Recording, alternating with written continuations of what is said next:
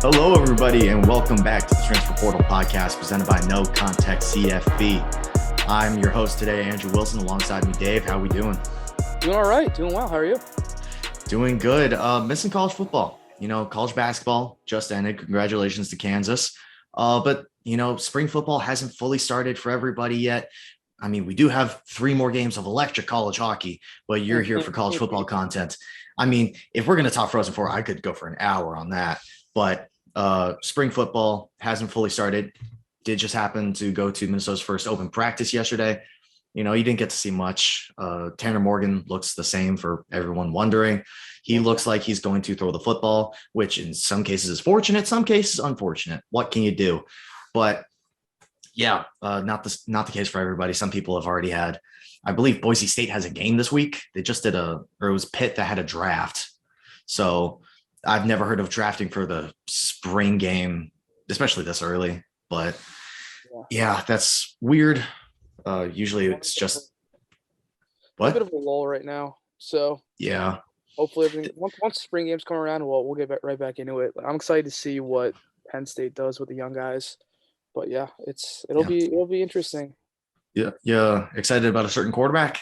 I'm excited about Drew Aller to see how he does. If you're talking about a certain quarterback. Yeah. It is what it is. Clifford's gonna get his reps. He's gonna start. He'll probably get hurt. And something I was thinking about before is that I could see him getting a boo-boo, which is just his feelings getting hurt. And Drew Aller starts against Ohio State. So we'll see. Who knows? Hopefully he's fantastic, but maybe he's this year's Kenny Pickett. The guy that turns from mediocre to sub-average to, second, should have been second in the Heisman, but we know that's not happening. Fake slide, my heart would stop. If he does a fake slide, I'm pretty sure you would have more than a heart stoppage. You would just die. Yeah, I just ascend into heaven probably. Yeah. Let's see, Penn State, Minnesota, we already talked about. I don't think any other Big Ten schools have had notable news. Not that I know of, no. I mean, Ohio State haven't heard anything from. Good. Yeah, that's good that we're not hearing anything from them.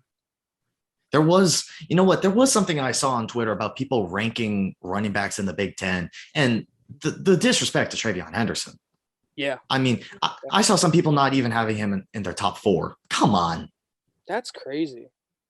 Wow. They're just loaded. They got Evan Pryor too. They're just absolutely stacked. Like they just reload.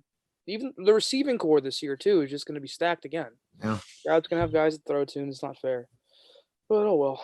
Yeah. Jackson Smith, Marvin Harrison Jr. can have TreVeyon in the backfield. It's almost like Ohio State recruits, like Alabama when they have to play. Oh no, Rutgers and Maryland, boo-hoo. Yeah. And so it's a shame that they don't go 12-0 every year. It's just, I don't know how they don't do it.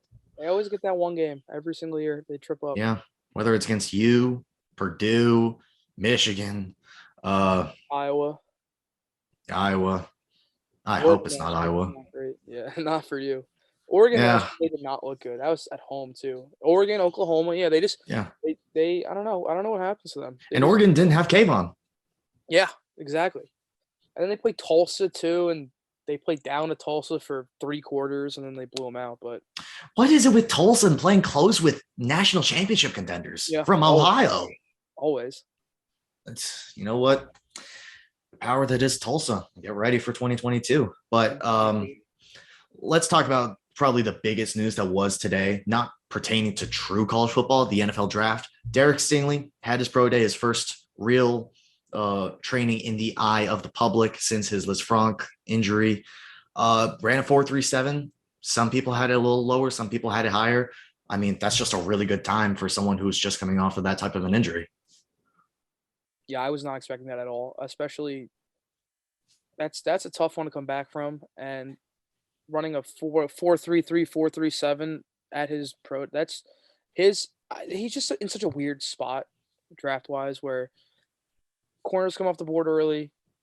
He's going to get taken, but I could also see him falling later, maybe even outside the top 15. It's just such a weird draft this year. It is, because we have so much talent, especially at the top of the cornerback class. You've got guys like Sauce, Derek Stingley, obviously, Trent McDuffie from Washington. Those guys are going to go top 15. But say Sauce someone, not really a reach because Sauce is such a great player. I don't think it's possible to reach unless he's one or two. So like say he goes 4 to the Jets. And then you're looking teams like the Giants could take a corner, Atlanta. I mean, I just did the Seahawks pick is in Stingley because I don't know if they're 100% ready to take a quarterback. Not like they need a quarterback, but I don't think they're ready. I don't think they're ready to put a young guy in that awful franchise. They suck. I'm pretty sure I've already ranted about Seattle on this podcast. You guys are an awful franchise. You can't draft worth anything. You haven't been worth anything since the Legion of Boom. You traded away Russ for draft picks, and guess who sucks at drafting? Seahawks. You guys. They're one good draft pick ever, Russell Wilson. They shipped them off. Yeah. So hopefully they find, somebody that's willing to hopefully get paid and play because they're not going to win anything. Yeah. Because Seattle's just in that bad of a spot right now. Yeah. Pete Carroll's out soon too. So. Oh, hopefully he needs to just call it. Yeah, it just seems like he just kind of like he stands there, chomps on his gum, and there's not really much, not the same fire we saw a couple years ago with him. Yeah, usually the most notable thing you see from Pete Carroll is like, oh, great play call, winning a Super Bowl. The most recent thing in the last 3 years is him taking his shirt off when DK Metcalf entered the room. Yeah. That's actually quite sad, but also kind of funny. Yeah. But yeah, Seattle, you suck. And then going back to the corners, Jets have pick at 10. If they don't take Sauce there, they could take a corner there. 11 is Washington. They're not really in the running for a corner. 12, Minnesota. Minnesota is probably the most corner needy team in the draft right now. I mean, they've got Patrick Peterson on one side. Oh no, I'm so scared. If Derek Stingley falls to 12, I think Minnesota needs to just realize, hey, this is the closest thing we've ever had to a near no miss prospect at corner in the first round. Because reminder, I believe it was 2 years ago, they took Jeff Gladney. Now that was for other reasons, so I'm not going to blame them for that. Which apparently he had a visit with the Cardinals. That makes no sense. They took Jalen Johnson, not Jalen Johnson, freaking, what's his name? Jalen Johnson's Chicago. They took the second rounder from Mississippi State. Cameron D. Dantzler, second or third round pick. He hasn't. He's been okay. Hasn't lived up to what I honestly thought he was going to be coming out of that draft, but they just can't draft corner to save their life. It was 2020 because they had the 2 picks in the first round. So if he falls to 12, Minnesota should have the card laminated, protected, hand mailed, whatever it takes to get that pick in as safely as possible. That would be probably their best case scenario. And then if they decide to mess up like they sometimes do with first round picks, Philly at 15 is the farthest he should go. I mean, they still have 15. Mm-hmm. That was just such a weird trade. Yeah, they have 15 so and 19. And then because the Saints basically they gave him the first rounder and second rounder next year. So if you're an Eagles fan, you just got root for the Saints to not be good, and then you have another, which isn't hard. Yeah, it's I don't even know what their plan is. Taysom Hill's a tight end now. Yeah, and I don't know what they're gonna do without Sean Payton. I really have no idea. It's fascinating, but remember when they paid Taysom Hill like a quarterback? Yeah, I never saw the appeal of that guy. All he would do is he runs the read option and then he fumbles. That's Taysom Hill's entire game. He's not accurate down the field. It's just they paid him like a quarterback, and he played quarterback last year and he stunk.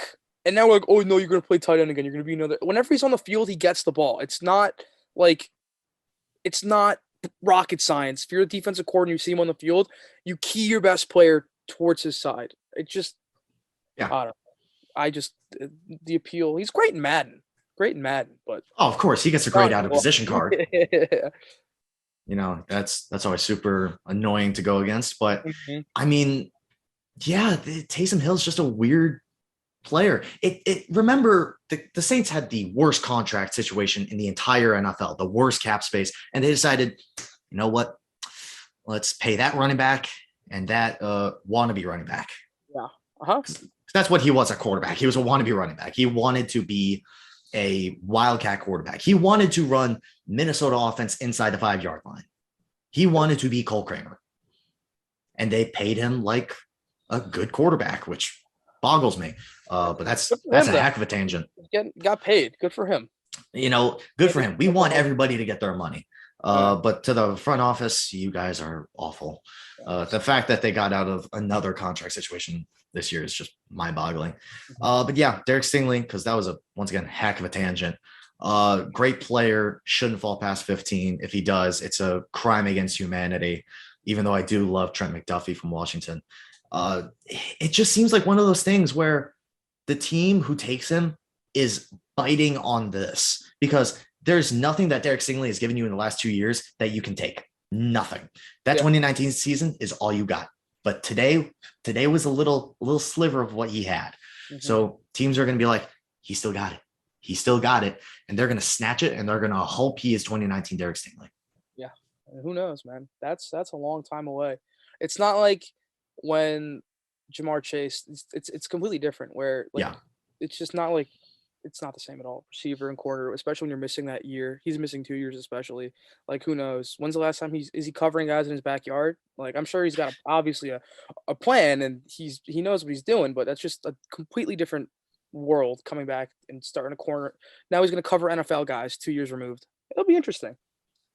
Yeah, it goes from covering, SEC receivers are definitely something to fear, but not the NFL, where he's going to be going against, say he goes to the Vikings, he's got his former teammate in practice.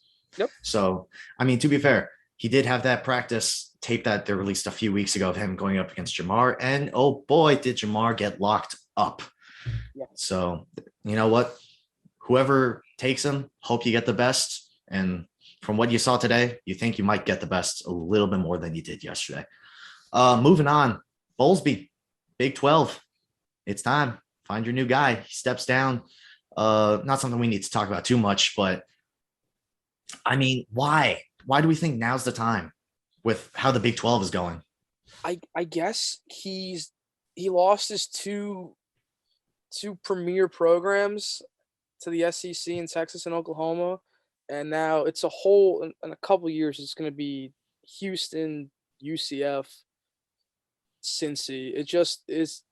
I guess it's just not for him anymore. I'm curious to see who will step up and try to navigate the way that the Big 12 is going to be, but I don't know. That's such a tough job to take right now. I think it's Gundy. I think Gundy's going to try and turn Oklahoma State into the Big 12 program. But like you said, they're getting 4 programs that whenever I see Cincinnati, UCF, Houston, BYU, I'm going to think Group of 5. I'm not going to think Power 5. Even though Cincinnati just made the playoff. Houston had an amazing year. UCF, national champions. BYU always puts up a good team. But they still have that little kind of thing with them where, they're really good, but they're doing this against the Tulsas and the Tulanes and the UABs. They're not doing this against the Oklahoma States, the Baylors. That's another team, Baylor. If Dave Aranda is as good as people think he is, which he is definitely a good coach, he's a guy that could take over the Big 12 if he stays at Baylor. I see those Oklahoma State and Baylor are going to be like, they're going to lose one game a year each to each other. It's just going to go back and forth, back and forth. They're going to be the top dogs. And I guess Houston, I could definitely see now Dana Holgerson's getting these guys. Like, he could tell these guys from the Big 12 now, we can get into the playoff, and he could recruit. He's a good recruiter. So I think Houston you could throw in there too, but it's going to be Baylor and Oklahoma State's conference to lose. Yeah. They did just take one of USC's running backs, I believe a 4-star the other day, because he most likely saw that Alt McCaskill went down, which probably is something we should touch on for a second. Such a loss. Not even just for the Houston program, but for the public. He is so fun to watch for Houston. Massive loss for them. It's going to be tough to see them without him, but hopefully he's back next year, ready and roaring for 2023. But it's unfortunate to see a player of his caliber go down, especially for a team that's going to make a Big 12 entrance within, I'd probably say, the next year or two. Yeah, that sounds about right. Because even if Texas and Oklahoma get delayed, they would still only have, I say only 14 teams. That's completely normal for a conference to have. So sucks for Houston, but with Bowlesby, I think the team that's going to jump up is Oklahoma State. Baylor, possibly. I think Texas Tech is a team we could be looking at. Oh, yeah. Joey McGuire. people have been saying he's a really good recruiter. I want to see a few years of it first, but Texas Tech, I mean, 5 years ago, say you tell somebody, you know what, in 10 years, Texas Tech can be run the Big 12. They'd slap you. Oh yeah. I mean, Yeah. Texas Tech is one of those programs where it's like, I mean, fan base, yes, but on the field, it's confusing.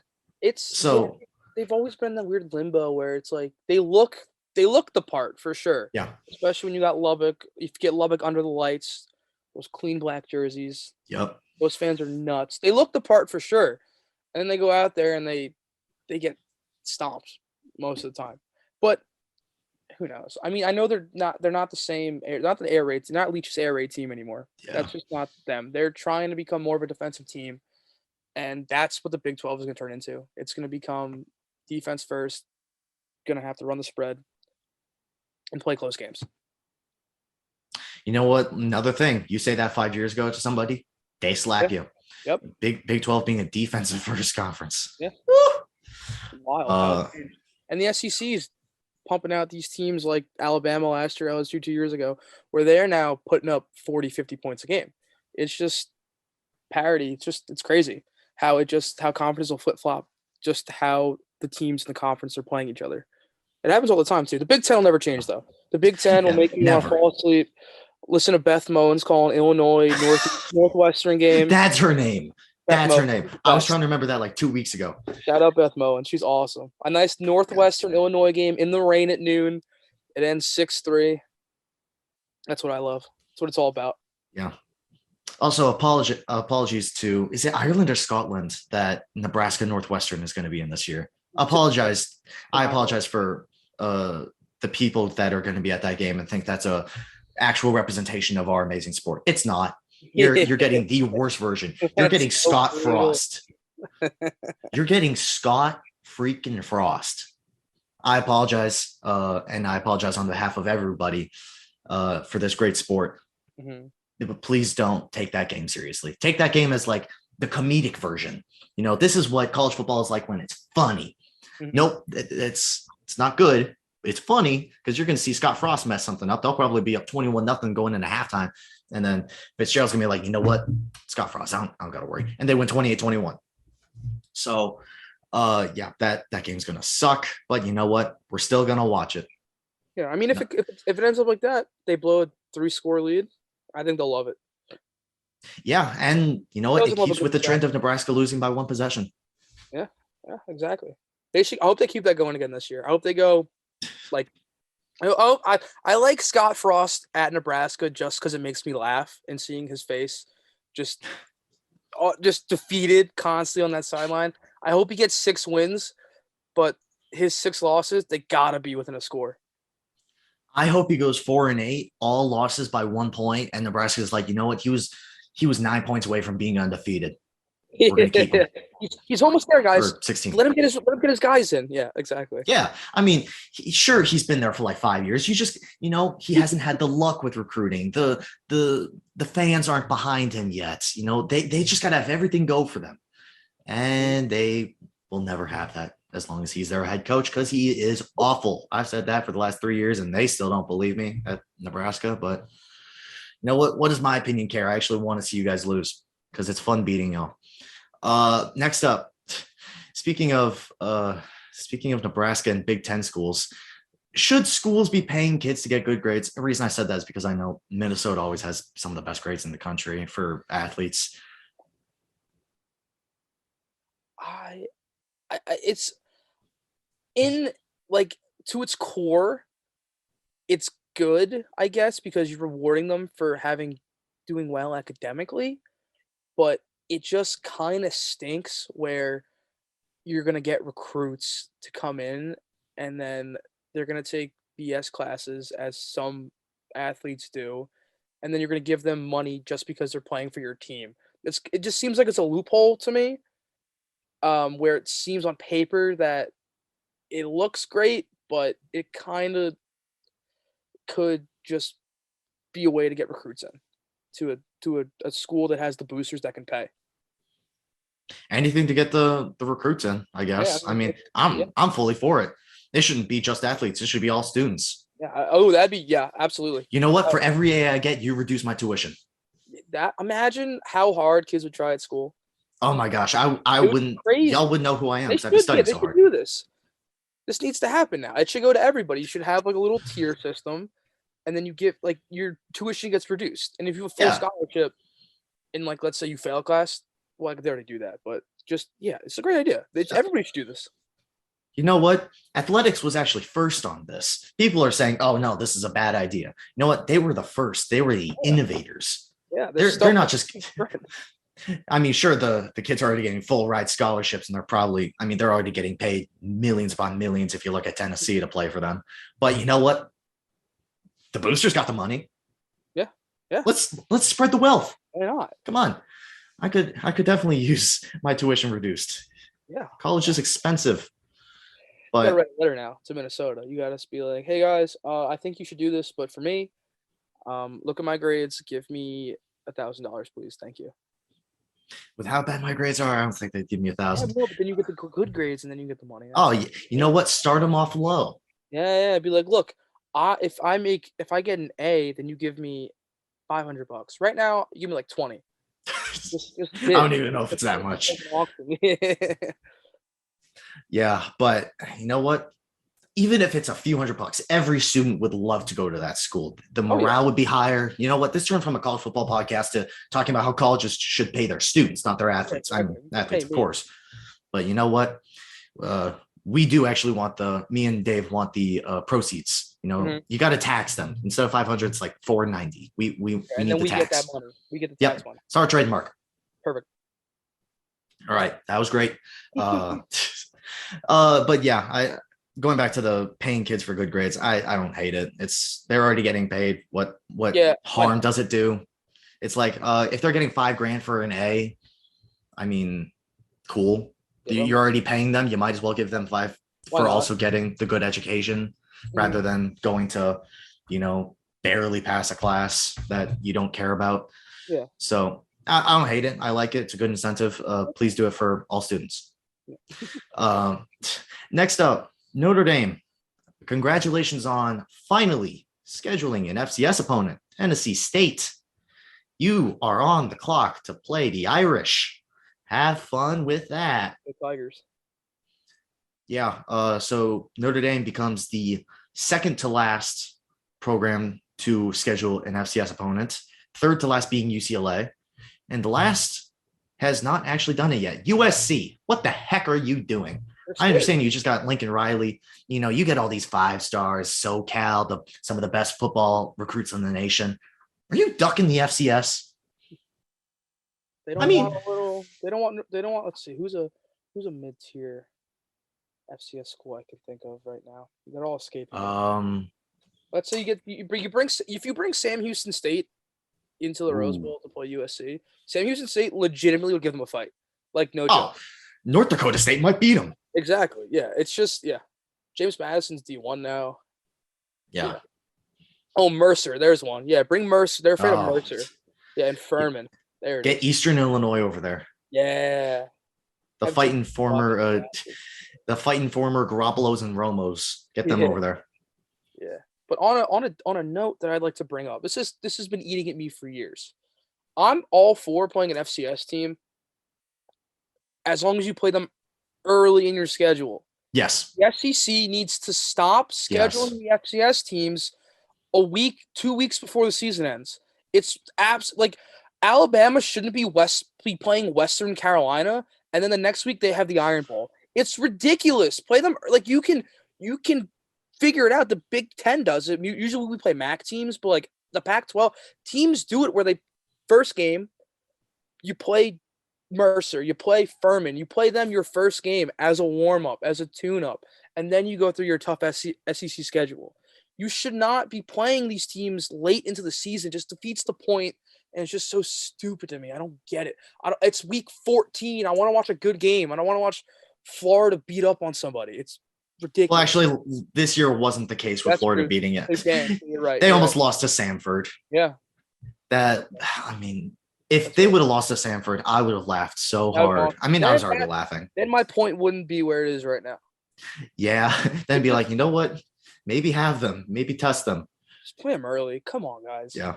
I mean, I remember Georgia was playing like Charleston Southern. Yeah. I never that you know what? That was the game where Jordan Davis had like his entire highlight reel. He had the fullback touchdown. He was doing his thing with the band. I'm With the happy for that. Do that against Vanderbilt. Do that yeah. against Like, you're already playing Vanderbilt. You don't need to an play. FCS school. You don't need to play Charleston Southern a week before. Like, it just, ugh. Yeah. It was never because I don't want you to get rid of the FCS teams completely because they deserve the money for getting their asses kicked. They deserve it. They deserve a little bit of scratch. Unless you're Montana, then you actually beat the teams. Yeah. Then you'll win, and then even better. But Yeah. it's just move it up. It's not hard to do. Just it'll make your whatever. It's just not fair. Yeah. The SEC sometimes grinds my gears. But you talked about Big Ten teams getting MAC. I'm going to need you to not mention that. I still have PTSD. Yeah. But you're right. The Big Ten does it best. They either play the weeks or games 2 through 4 with a conference game week 1, like it was last year I know it was for Minnesota and Ohio State, or 1 through 3. I mean, we play Western Illinois this year. I mean, that is bad. Western Illinois, the Leathernecks. Yes. Western Illinois. Is that the weirdest name for a team? Yeah, the Leathernecks, super weird. It's just a bulldog. I don't know. Then just call yourselves the Bulldogs. Yeah, I don't. It's weird. I think Penn State they don't have an FCS school, but they have Central Michigan and Ohio, like 2 weeks apart. And Lou Nichols is going to run for 400 yards against us, and it's going to drive me crazy. Yeah, that is going to. Did they win the Sun Bowl? I think they did. They did, yeah. They beat Washington State. Yeah, Wazoo, because that was a weird last-minute bowl. Yeah, because I think Washington State pulled out the Barstool Bowl. Central Michigan did. No, Central Michigan pulled out the Barstool Bowl. Washington State went from I don't know. It was weird. But, yeah, it was just, yep. Hopefully we don't have that this year. That was awful. I don't think we will. That kind of stunk. Yeah, it just everything's pretty back to normal. I think. Yeah. Fingers crossed, we're out of this, and college football will be the same for the rest of the time. Yeah. But, yeah. Hopefully, but yeah, I mean, teams. Also, one more thing: can we please just have 1 or 2 games a year where the FCS team is the home team? That would be awesome. Imagine if Washington, Montana was in Missoula. I think they used to do that. I think they did too. I think when Tebow played, I gotta look this up. When Florida played Charleston Southern with Tebow, I think it was at Charleston Southern. That had to be their attendance record.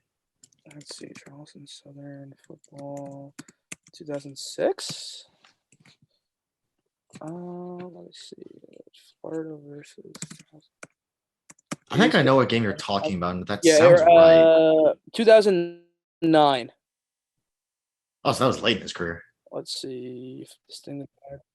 Yeah, I think he was Tim Tebow, Charleston Southern. No, I was in Gainesville. Oh. Yeah, that'd be awesome. Like, I don't know, why not? Why not do that? Like, you have Auburn play the Citadel, and you get people from all over South Carolina show up. Yeah, I mean, they're getting their money anyways. Yeah, I think that's really all the FCS schools care about because they're not going to make as much for attendance because they're not going to like chuck up their ticket prices to like $50 just because $20 and people will be like, okay, just because Kentucky's coming to town. But it'd be nice once in a while, especially if they're close. If it's like, you know what, Minnesota versus St. Thomas. St. Thomas just went D1. Did they really? Yeah. Football? Yep. Oh wow, the Tommies.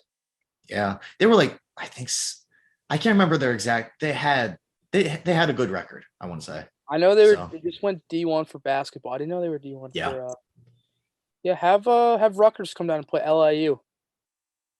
That'd be interesting. LIU might lose that game. No, LIU stinks. When kids I went to high school with play at LIU, they're not great. The Sharks. Yeah. That's another weird name for a college football team. Especially on Long Island. Like, yeah, Sharks here. Because what happened with that school was that there were two campuses, LIU Brooklyn and LIU Post, and they didn't have enough money for like LIU Post was the football team and LIU Brooklyn was D1 basketball. They made the tournament a couple times. So they combined the two campuses into one program. So now it's all LIU. It's just one big thing. So now all the Post kids play football, the Brooklyn kids play basketball. That's kind of how it went. And then baseball is just like a mishmash. They have a hockey team now too, and they stink. But Okay, it's funny you brought up LIU because I was actually looking at going to LIU. really, Because Jay-Z opened up some entertainment something, and it had like a sport management course, and I was like, wow, I had you no know what, idea. if I go to a sport management school that's run by Jay-Z, you know what, I think I'm gonna do okay.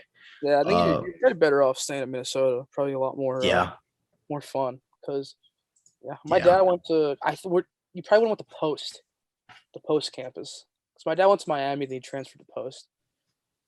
But yeah, yeah. it's not. I had a I did a, I think I had a baseball game there once. It's very small. Yeah, Minnesota's definitely a lot of fun for campus life. A lot of different like bars and clubs and just places to go.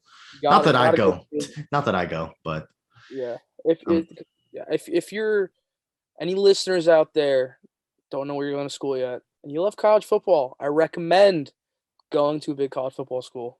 yes, Yeah, 100%, don't have to be a fan of the 100,000%. team. You have to do it. It's just the atmosphere on game days, no matter where you are at a big school, absolutely incredible.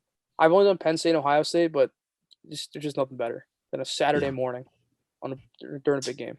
When you're at a Saturday morning game at like 8 a.m. in, the north Oh in yeah, like November, it's 3 sure, degrees. your hands are going to freeze, but Oh you're yeah, going to have a lot of fun. Adrenaline's going to kick in, you know, yeah, yeah. sometimes you might drink liquid warmth. Maybe a couple light waters you get in your system, Yeah. and who knows where the day will take you. Or you maybe sometimes have a little strong water, warm up the system. Oh yeah, yeah, a water heavy. Yeah, of course, Yeah, water. yeah, very American. Of course. Uh, just not craft water. Not a fan. But not for a game day. no, especially no, heck no. Very bitter those craft waters. Yeah, it's a little weird that water's that bitter, but I'm more of a realist than a Yeah, I like the normal really stuff. all it is. I'll get you where Yeah. you're being sometimes. Yeah, sometimes. Ice mountains. The mountains are Oh, good.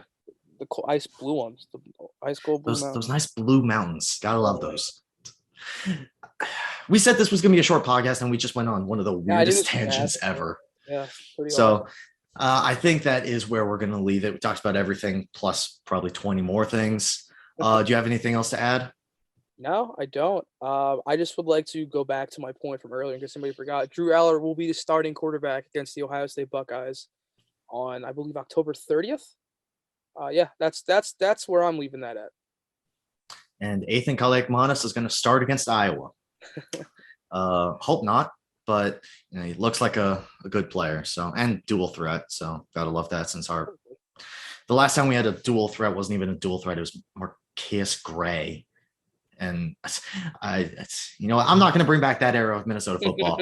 So that's where we're going to end it. Thank you for listening. Whatever podcast or platform, whatever you're watching, listening on YouTube, Spotify, Apple Music, make sure to hit the like, subscribe, follow, comment, share, do all that stuff. You know what to do. You know the whole ordeal. Appreciate everybody listening and have a great day.